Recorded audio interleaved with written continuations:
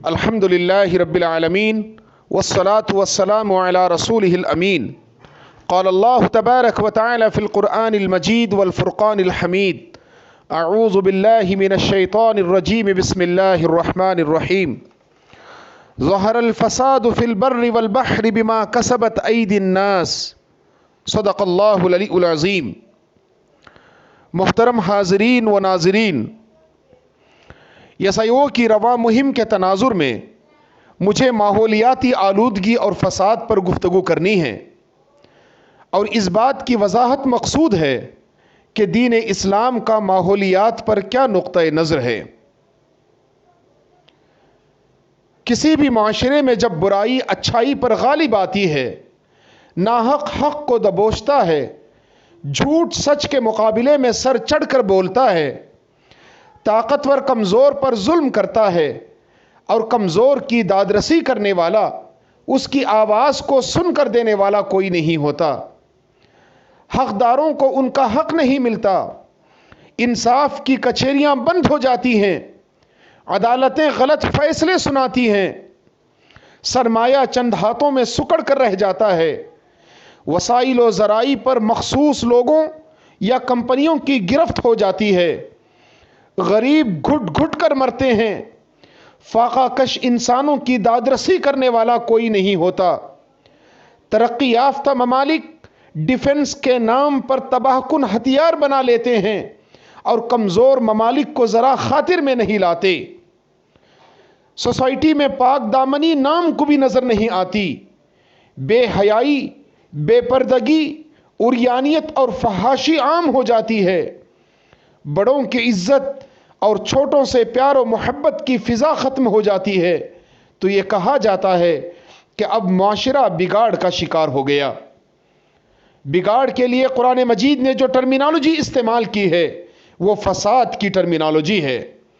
فساد کہتے ہیں کسی چیز کا اعتدال سے نکل جانا اور نفع کے قابل نہ رہنا۔ فساد کی ضد یا اس کا اپوزٹ اصلاح ہے۔ اصلاح کہتے ہیں سنورنے کو، نفع کے قابل بننے کو اور حد اعتدال میں باقی رہنے کو۔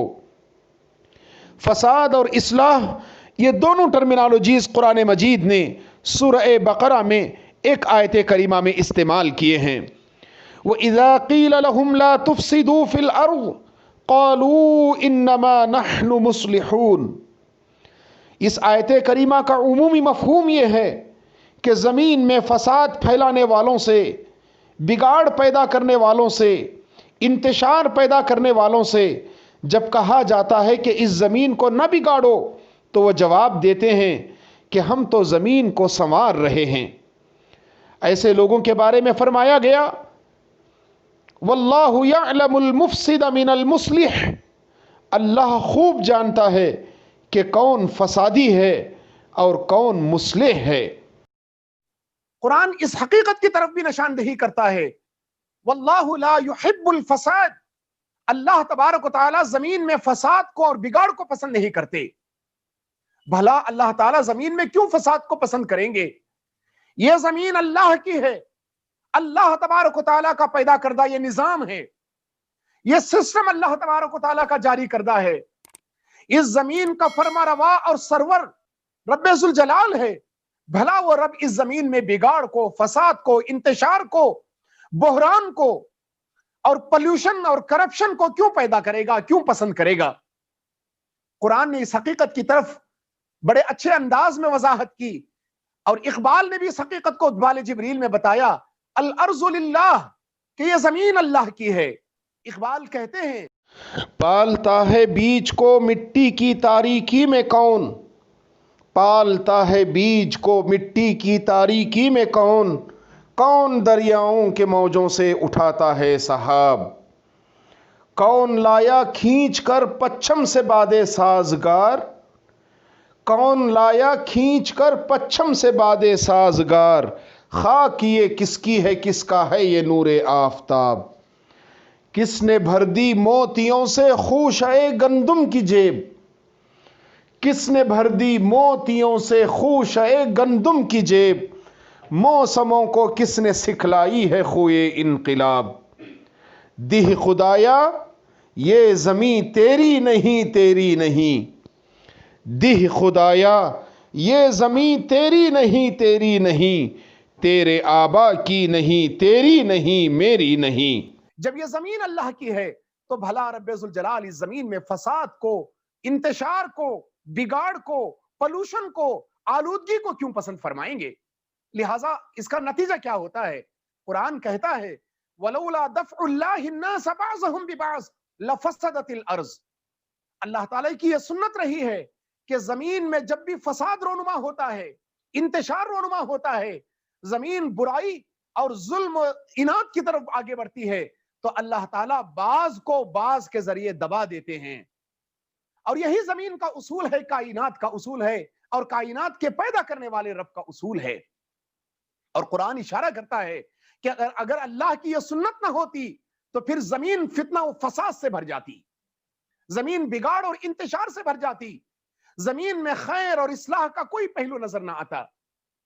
قرآن مجید نے بربادی کے وہ قصے بھی بتائے۔ الم تر کیف فعل ربک بعاد ارم ذات العماد التي لم يخلق مثلها في البلاد۔ کیا تمہیں خبر نہیں کہ تمہارے رب نے قوم عاد یعنی ستونوں والے ارم کے ساتھ کیا سلوک کیا، جن کے مثل قوت و جسامت میں ان کے برابر کوئی دوسری قوم اس عہد کے ملکوں میں پیدا نہیں کی گئی تھی۔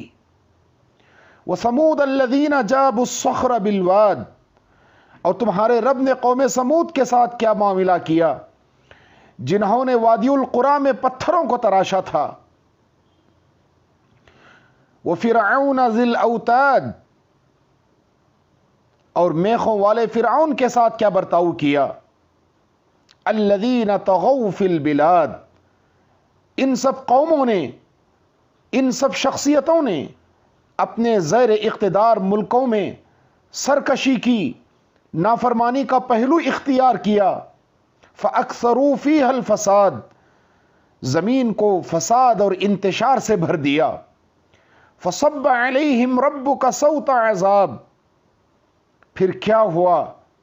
پس تیرے رب نے ان سب پر پے در پہ عذاب کا کوڑا برسایا، انہیں نیست و نابود کر دیا۔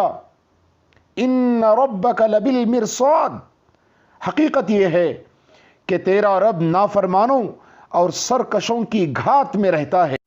قرآن نے اس حقیقت کی طرف اشارہ کیا کہ جب بھی انسان کا خود اپنا پیدا کردہ بگاڑ اور فساد انسان کے لیے آزمائش بن جاتا ہے، اب وہ فساد نہیں رہتا، اب وہ فتنہ بن جاتا ہے۔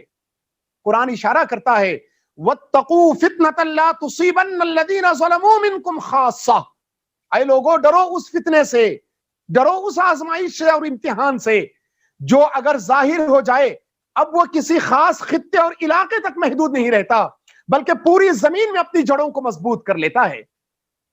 چنانچہ جب دور حاضر کی یہ ترقیاں ہو رہی تھیں، اس کا آغاز ہو رہا تھا، انسان چاند پر اپنے قدم جما رہا تھا، جنگلات، صحرا، سمندر، آبی ذخائر اس کی حکومت کے اندر آ رہے تھے، ایسے میں اقبال کی نگاہ دور رس نے انسانوں کی اس بے اعتدالی کا مطالعہ کیا اور اقبال کہنے لگے یوروپ میں بہت روشنی علم و ہنر ہے، یوروپ میں بہت روشنی علم و ہنر ہے، حق یہ ہے کہ بے چشمہ حیواں ہے یہ ظلمات، رعنائی تعمیر میں رونق میں صفا میں، رعنائی تعمیر میں رونق میں صفا میں، گرجوں سے کہیں بڑھ کے ہیں بینکوں کے عمارات، ظاہر میں تجارت ہے حقیقت میں جوا ہے، ظاہر میں تجارت ہے حقیقت میں جوا ہے، سود ایک کا لاکھوں کے لیے مرگ مفاجات۔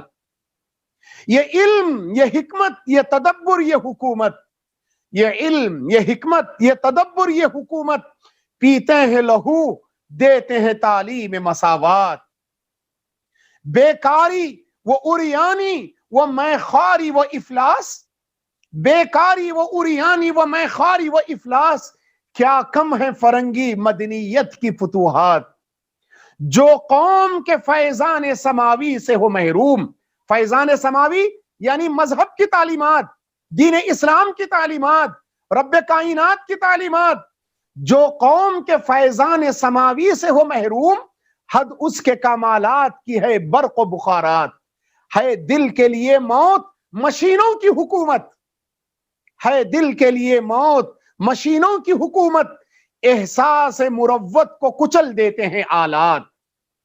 یہ وہ حقیقت ہے، اور اس حقیقت کے تناظر میں آپ قرآنی مزاج کو سمجھیے، قرآنی مزاج کو جانیے، اور قرآن کا اسلوب اور انداز بیان دیکھیے۔ قرآن کہتا ہے ظہر الفساد فی البر والبحر بما کسبت ایدی الناس، لوگوں کی اپنے ہاتھوں کی کمائی کی وجہ سے خشکی اور تری میں فساد برپا ہو گیا۔ خشکی اور تری یہ ایک میننگ فل کنوٹیشن ہے، یہ ایک میننگ فل انٹرپریٹیشن ہے، یہ ایک معنوی تعبیر ہے۔ حقیقت میں کہنا یہ مقصود ہے کہ بگاڑ رونما ہو گیا، فساد برپا ہو گیا، انتشار دکھائی دینے لگا انسان کے ہر شعبہ زندگی میں، خواہ اس کا تعلق نظریاتی زندگی سے ہو یا عملی زندگی سے، سیاسی زندگی سے ہو یا سماجی زندگی سے، معنوی زندگی سے ہو یا پھر فعلی اور انسان کی کارروائی کی زندگی سے، انسان کی اپنی اعتقادی پہلو سے ہو یا پھر عملی پہلو سے۔ غرض یہ کہ انسانی زندگی فکر و نظر کے بگاڑ کا شکار ہو گئی، انسان اپنے اعتقاد اور عمل میں فکری بگاڑ کا شکار ہو گیا۔ ظہر الفساد فی البر والبحر بما کسبت ایدی الناس، خشکی اور تری میں فساد رونما ہو گیا، فساد برپا ہو گیا، لوگوں کی اپنی کمائی کے نتیجے میں، اپنے ہاتھوں کے اکتساب کے نتیجے میں۔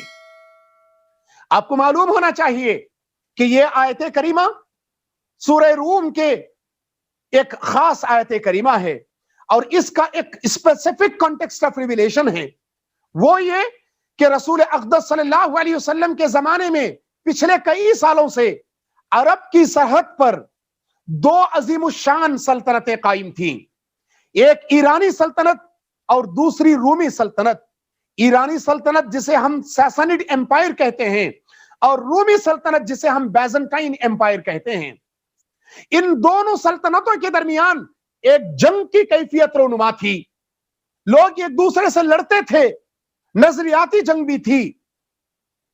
ایسے میں قرآن مجید نے اس بات کی طرف اشارہ کیا کہ یہ جو جنگ کا ماحول برپا ہے، یہ در حقیقت فساد کا ماحول ہے، یہ فساد برپا ہو چکا ہے خشکی اور تری میں، لوگوں کے اپنے ہاتھوں کی کمائی کی وجہ سے۔ اصل میں کانٹیکسٹ آف ریویلیشن تو جنگ ہے، لیکن بتانا یہ مقصود ہے کہ انسانیت کی کوئی بھی جنگ اس کے فکر و نظر کے بگاڑ کی وجہ سے رونما ہوتی ہے۔ چنانچہ قرآن مجید نے جب بھی انسانیت کے بگاڑ کا، فساد کا، فتنے کا، بحران کا، پولوشن اور کرپشن کا تذکرہ کیا، قرآن نے انسانیت سے سوال کیا۔ انداز بیان دیکھیے، قرآن کہتا ہے اَيَحْسَبُ الْإِنسَانُ أَن لَّن يَقْدِرَ عَلَيْهِ أَحَدٌ، کیا انسان یہ سمجھتا ہے کہ اس پر کوئی قدرت نہیں رکھتا؟ اَيَحْسَبُ أَن لَّمْ يَرَهُ أَحَدٌ، کیا انسان یہ سمجھتا ہے کہ کوئی اس کو دیکھنے والا نہیں ہے؟ اَيَحْسَبُ الْإِنسَانُ أَن لَّن نَّجْمَعَ عِظَامَهُ، کیا انسان یہ سمجھتا ہے کہ ہم اس کی ہڈیوں کو جمع نہیں کر سکیں گے؟ اَيَحْسَبُ الْإِنسَانُ أَن يُتْرَكَ سُدًى، کیا انسان یہ سمجھتا ہے کہ وہ یوں ہی چھوڑ دیا جائے گا؟ يَحْسَبُ أَنَّ مَالَهُ أَخْلَدَهُ، انسان یہ زعم، یہ تکبر اور اس گھمنڈ اور بحران کا اور اس فساد اور فتنے کا شکار اس لیے ہوتا ہے کہ وہ یہ سمجھتا ہے کہ اس کے وسائل، اس کے ذرائع، اس کے ریسورسز، اس کا مال اور پیسہ اسے ہمیشہ کی زندگی عطا کرے گا۔ يَحْسَبُ أَنَّ مَالَهُ أَخْلَدَهُ، وہ یہ سمجھتا ہے کہ اسے ہمیشہ کی زندگی لاحق ہوگی، ہمیشہ کی زندگی اسے ملے گی۔ کہ یہ وہی انسان ہے جو اس زمین پر اللہ تبارک و تعالیٰ کا نائب ہے۔ تلاوت قرآن کے موقع پر آپ نے جن آیات کو سنا، قرآن مجید نے ان آیات میں انسان کی نیابت کے لیے لفظ خلافت استعمال کیا ہے، اور انسان کے لیے لفظ خلیفہ استعمال کیا ہے۔ خلیفے کا لفظ انسان کے لیے جو زمین میں استعمال کیا گیا، وہ در حقیقت خلف سے بنا ہے، اور خلف کہتے ہیں پیچھے آنے والے کے لیے، جو کسی کا جانشین ہو، جو کسی کا ٹرسٹی اور انچارج ہو، جو کسی کا وائس ایگرنٹ ہو, جو کسی کا نائب ہو, اس کے لیے لفظ خلیفہ استعمال کیا جاتا ہے. خلیفے کے اس زمین میں اختیارات اس کے اپنے ذاتی نہیں ہوتے, اللہ تبارک و تعالی اور مالک حقیقی کے عطا کردہ ہوتے ہیں. خلیفہ اس زمین میں اپنی مرضی کا خود مالک نہیں ہوتا, وہ اللہ کی مرضی کا اور اس مرضی کو زمین میں قائم کرنے کا مالک ہوتا ہے.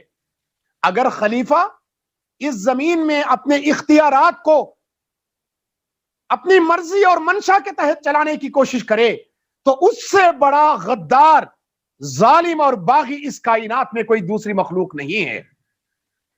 قرآن مجید نے انسان کے مقام اور مرتبے کو, انسان کے پوزیشن کو, انسان کی ڈگنیٹی کو بتا کر اس حقیقت کی طرف اشارہ کیا کہ اس انسان کے ساتھ ایک ذمہ داری وابستہ ہے. وہ ذمہ داری یہ کہ وہ ڈیوائن پالیسی میں خلل اندازی نہیں کر سکتا, وہ ڈیوائن پالیسی کے ساتھ کھلواڑ نہیں کر سکتا. وہ زمین کے انتظام کو, ایڈمنسٹریشن کو, یہاں کے انصرام یا گورننس کو چلانے کے لیے اسٹریٹجی تو بنا سکتا ہے, لیکن وہ ڈیوائن پالیسی کے ساتھ کھیل نہیں سکتا.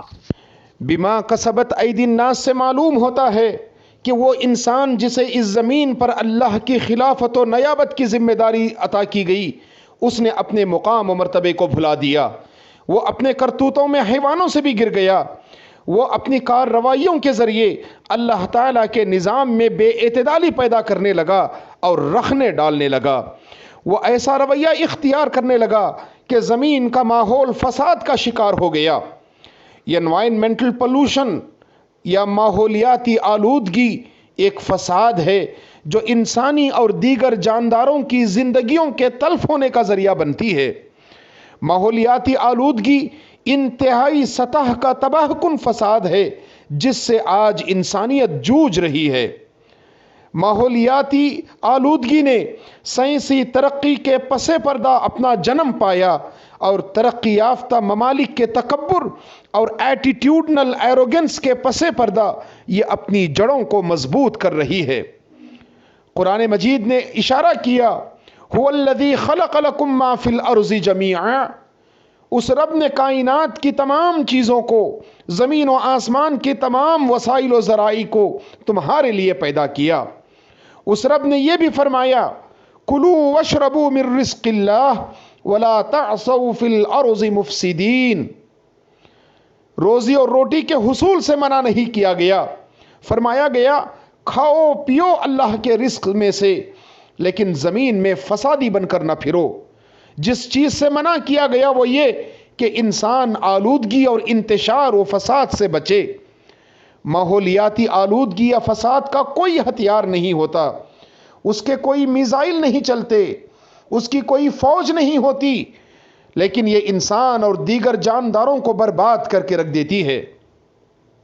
کہا جاتا ہے کہ ہر سال تقریباً 7 ملین یا 70 لاکھ لوگ ماحولیاتی آلودگی کی وجہ سے ہلاک ہوتے ہیں. اس کا مطلب یہ کہ تقریباً 18,000 لوگ ہر روز دنیا میں آلودگی کی وجہ سے مرتے ہیں. درجہ حرارت کا بڑھ جانا, بے موسموں کی بارشوں کا ہونا, جنگلات کی کمی, بے موسم کی برف باریاں, طوفانیں, گرم ہوائیں, زہریلی گیسوں کا اخراج, سونامی کے حادثے, گلیشیئرز کی برف کا پگھلنا, سی فوڈ کا بگڑ جانا, نت نئے کینسرز کی اقسام کا دکھائی دینا, یہ سب کے سب نتیجہ ہیں ماحولیاتی آلودگی کا نتیجہ ہیں. اور میں آپ کو بتا دوں, اس موقع پر, جس موقع پر کہ انسان پوسٹ کووڈ سیشن میں چل رہا ہے, کورونا نے لاکھوں انسانوں کی زندگیوں کو خطرے میں ڈال دیا. کروڑوں لوگ کورونا کی وبا سے پریشانی میں آ گئے. ان حالات میں آپ کو بتاتا ہوں کہ 1 سال میں دنیا بھر میں ماحولیاتی آلودگی سے اس سے زیادہ لوگ مرتے ہیں جتنے لوگ آج کورونا سے مر رہے ہیں. قرآن مجید وہ واحد کتاب ہے جس نے اس حقیقت کی طرف اشارہ کیا کہ اس سرزمین میں اگر ایک انسان کو بھی بے گناہی کے پہلو سے قتل کیا جاتا ہے تو وہ پوری انسانیت کے لیے موت کا خمیازہ ہے. اب جب ماحولیاتی تضاد, ماحولیاتی بگاڑ اور ماحولیاتی انتشار کے نتیجے میں لاکھوں کروڑوں کی تعداد میں انسان مرنے لگے تو آپ بتائیں کہ یہ کتنی بڑی بحرانی کیفیت ہے جس کو قرآن مجید اور دین اسلام پہلے ہی قدم میں ایڈریس کرتا ہے۔ شریعت اسلامیہ کی نزاکتوں کو سمجھیے۔ اسلامی شریعت نے 5 چیزوں کے تحفظ کی بات کی کہ اسلامی شریعت کے نقطۂ نظر سے دین کا تحفظ بہت ضروری ہے، جان کا تحفظ بہت ضروری ہے، عقل کا تحفظ بہت ضروری ہے، نسل کا تحفظ بہت ضروری ہے، مال کا تحفظ بہت ضروری ہے۔ ان 5 سیکیورٹیز اور تحفظات کی بات اسلامی شریعت کرتی ہے، اور اس میں دوسرا مقام جان کے تحفظ کا ہے اور چوتھا مقام نسل کے تحفظ کا ہے۔ اور آپ دیکھیں ماحولیاتی تضاد کے نتیجے میں، ماحولیاتی بگاڑ اور فساد کے نتیجے میں، ماحولیاتی آلودگی کے نتیجے میں انسان کی جان بھی خطرے میں ہوتی ہے اور نسلیں بھی خطرے میں جاتی ہیں۔ قرآن نے اشارہ کیا وَإِذَا تَوَلَّا سَعَى فِي الْأَرْضِ لِيُفْسِدَ فِيهَا وَيُهْلِكَ الْحَرْثَ وَالنَّسْلَ وَاللَّهُ لَا يُحِبُّ الْفَسَادَ۔ یہ وہ مزاج ہے جو اکڑتا اور اینٹتا ہے، منہ پھیرتا ہے اور پلٹتا ہے تو زمین میں فساد کا مقصد لے کر پلٹتا ہے، نسلوں کو اور فصلوں کو برباد کرتا ہے، اور اللہ حقیقت میں زمین میں فساد کو پسند نہیں کرتا۔ اسلامی شریعت نے جس پہلو سے پاکی صفائی اور طہارت کا تذکرہ کیا، طہارت و نظافت کا ذکر کیا، اس سے ہمیں اندازہ ہوتا ہے کہ اسلام ماحولیاتی آلودگی کے مقابلے میں کتنا بڑا ایڈوکیٹ ہے۔ دین اسلام نے ماحولیاتی آلودگیوں کے خلاف جو تعلیمات دی ہیں وہ انتہائی غور طلب ہیں۔ فرد کی جسمانی پاکی صفائی، رہنے بسنے کی جگہوں کی پاکی صفائی، لاشوں کو زیر زمین دفن کر کے مردوں کے جسموں سے نکلنے والے تعفن اور زہریلی گیسوں سے پاکی صفائی، شجرکاری کے ذریعے فضا کو پیوریفائی کرنے کی تعلیم، کاشتکاری اور زراعت کے ذریعے مردہ زمین کی ہمواری اور استعمال کی تعلیم، پانی کے ذخائر کو ہمیشہ صاف رکھنے کی تعلیم اور اسے قابل استعمال رکھنے کی تعلیم، اور اس سے جڑی ہوئی یہ بات کہ بیکار کے کیمیکل میٹیریل اور ویسٹ کو ندی نالوں میں نہ بہایا جائے۔ آواز میں اعتدال کی تعلیم سے اس بات کا اندازہ کہ ہر شور و غل جو فیکٹریز سے، کارخانوں سے نکلنے والے آوازوں کی شکل میں ہو یا جانوروں کی چراگاہوں سے پھوٹنے والی آوازوں کی شکل میں ہو یا ٹریفک اور گاڑیوں کی آوازوں کی شکل میں ہو جو کہ انسان کو پریشان کرے، اس کی ممانعت، روشنی کا بیجا استعمال اور ایسی کئی ہدایات جن میں سے ہر ایک موضوع سنت رسول سے ہمیں دستیاب ہے، یہ قرآن کی تعلیمات ہیں، یہ حدیث کی تعلیمات ہیں، اور یہ دین اسلام کی ماحولیاتی فساد کے مقابلے میں وکالت ہے۔ قرآن مجید نے ہر پہلو سے ماحولیاتی نظافت کی، ماحولیاتی طہارت کی اور پاکی و صفائی کی تعلیم دی۔ اس سے ہمیں اسلام کا مزاج سمجھ میں آتا ہے۔ مذہب اسلام وہ واحد مذہب ہے جس میں عبادات کی پوری بنیاد طہارت اور نظافت پر ہے۔ طہارت اور نظافت نہ ہو تو عین ممکن ہے کہ ہماری عبادات بھی قبول نہ ہو، وضو نہ ہو، غسل نہ ہو تو نماز کی قبولیت کا آپ سوچ نہیں سکتے۔ یہ وہ پہلو ہے جو دین اسلام ہمیں سکھاتا ہے۔ بہرحال یہ حالات اس بات کا تقاضا کرتے ہیں کہ ہم صحیح معنوں میں اس حقیقت کو سمجھنے کی کوشش کریں کہ مذہب اسلام کس حد تک ماحولیاتی نظافت اور انوائرمنٹل کلینلینس کا ایڈوکیشن کرتا ہے، کتنا بڑا اس کا وکیل ہے، کس حد تک اس کی وکالت کرتا ہے۔ اس درس کو انسانیت تک پہنچانے کی ضرورت ہے۔ کورونا کی اس وبا کے دوران ہم نے ہاتھ پیر دھونے اور غیر ضروری پہلو سے اپنے ہاتھوں کو منہ اور ناک تک نہ لے جانے کی تعلیمات سنی۔ دین اسلام نے تو یہی تعلیمات دی ہیں۔ کہا گیا کہ ان بیسک ایٹیکیٹ سے آدمی بیماریوں سے محفوظ رہ سکتا ہے۔ بھلا بتائیں ماحولیاتی نظافت اور طہارت کا کتنا بڑا کردار ہے انسانی زندگی کو صاف و شفاف بنانے میں۔ میں ایس آئی او کرناٹکا کے ذمہ داروں کو، ممبران اور نوجوانوں کو جو اس کیمپین کو لے کر نکلے ہیں مبارکبادی دیتا ہوں۔ وہ قابل مبارکباد ہیں کہ ایسے سنگین حالات میں وہ طہارت و نظافت، پاکی و صفائی، کلینلینس اینڈ پیوریفیکیشن اور ماحولیاتی آلودگی کے خلاف ڈٹے ہوئے ہیں، اور ایک درس انسانیت کو دے رہے ہیں، ایک پیغام دے رہے ہیں، انسانیت کے درمیان ایک شعور کی کیفیت پیدا کر رہے ہیں۔